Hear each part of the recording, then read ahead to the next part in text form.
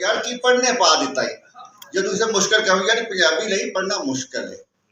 ਇਹਦਾ ਪਸ ਮੰਜ਼ਰ ਇਹ ਵੇ कि पढ़ना वाकई मुश्किल है क्योंकि पढ़ने की जबान दूसरी रही है हमेशा।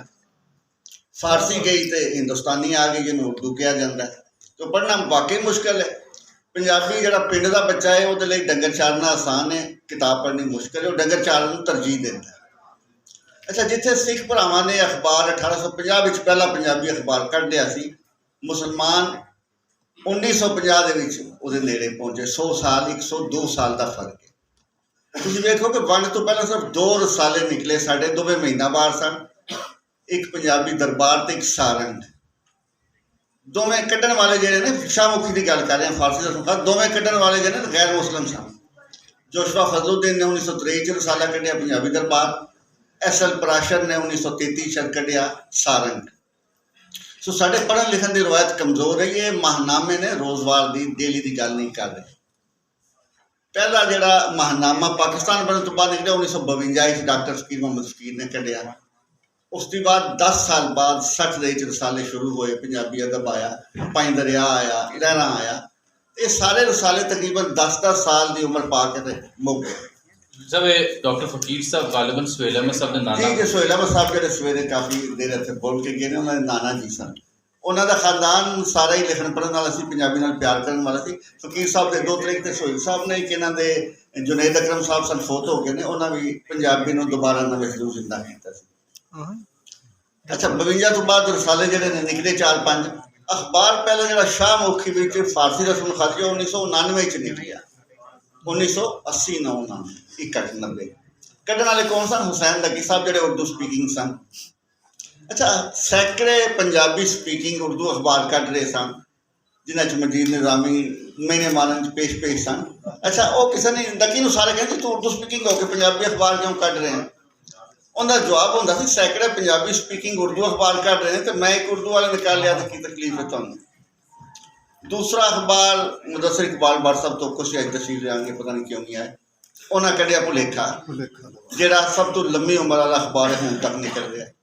तीसरा ज़िया शाहिद साहब ने कढ़िया खबर, उन्होंने बड़ा बड़ा सैटअप सी चलता सी, रंगीन प्रैस उन्होंने बच खच जो कागज़ बच जाता पंजाबी अखबार कढ़ लिया।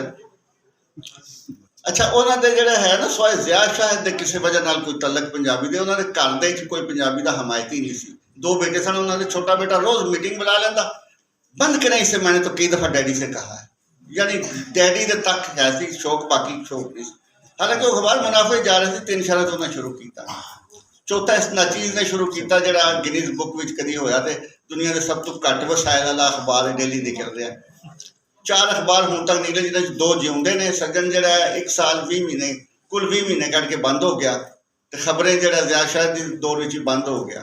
वो असल मुनाफा बख्श बुनियाद पर चल रहा सी, पर वो चाहते सन ज़्यादा मुनाफा आवे तो वो ज़्यादा मुनाफा। मैं उन्होंने एक दिन मीटिंग किया, मैं पंजाबी अखबार की इशात 5 हिस्सों कभी नहीं जाएगी फिलहाल जिन्हें चिर मीडियम इंस्ट्रक्शन नहीं बनती पंजाबी। इनू मैं मिनी सहाफत कहना होना। कोई परचे निकल रहे हैं अजकल भी, अखबार 2 ही निकल रहे हैं, बुरे हाल निकल रहे हैं। उन्होंने भी होया कि मुदस्सिर भट्ट साहब साढ़े सज्जन ने लाजमी कोई ना कोई छेड़छाड़ करी रहते हैं। अजकल उन्होंने इश्तिहार एक बार फिर DGPR ने बंद कर दिते। तो बगैर वसायल के सुहेल वड़ाई साहब बड़ी अच्छी तरह जानते हैं तो इन्होंने जिक्र भी किया है, वसायल तो बगैर ना अखबार निकलता ना चैनल निकलता। अखबार जो किसी जमाने मिशन होंदा सी, हुण कारोबार बन गया।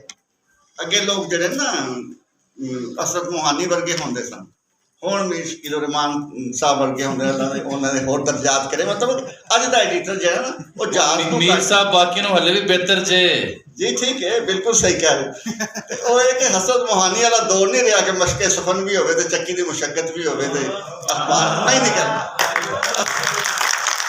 पैसे का सौदा सुहेल वड़ाई साहब मेरे कुलीग भी रहे हैं असी कॉलेज दे ते बड़े अच्छे प्यारे बंदे ने। इन्हों ज़्यादा पता होगा मेरे नालों। जो जंग अखबार 1981 1 अक्तूबर 1981 में निकलिया तो उर्दू इसमें जो 8 करोड़ रुपया लैके तो लाहौर दाखिल होए ने। तो दाखिल भी इसलिए होए कि नोए वक्त कराची टुर गया से उन्हें चले समझाओ लाहौर आ गए, नहीं तो एक अनलिखिया जिहा मुआहदा सी कि जंग लाहौर नहीं आएगा तो नोए वक्त कराची नहीं जाएगा। खैर लम्बी बहस से मेरे जी मैं यो गल कर रहा ना कि मेरे मौजू तो खारिज है। ये सूरत हाल है कि पंजाबी सहाफत जी है पैसे तो बगैर, चूँकि जिक्र पैसों का आया तो मैं गल कर दी, करोड़ा रुपए का नहीं, अजकल अरबा रुपए का सौदा है। ਅਖਬਾਰ ਕਰੋੜਾਂ ਹੀ ਨਿਕਲਦਾ ਸੀ, ਜਦੋਂ ਤੱਕ ਚੈਨਲ ਆਏ ਨੇ ਅਰਬਾਂ ਦੇ ਨਾਲ ਨਿਕਲਦੇ ਨੇ।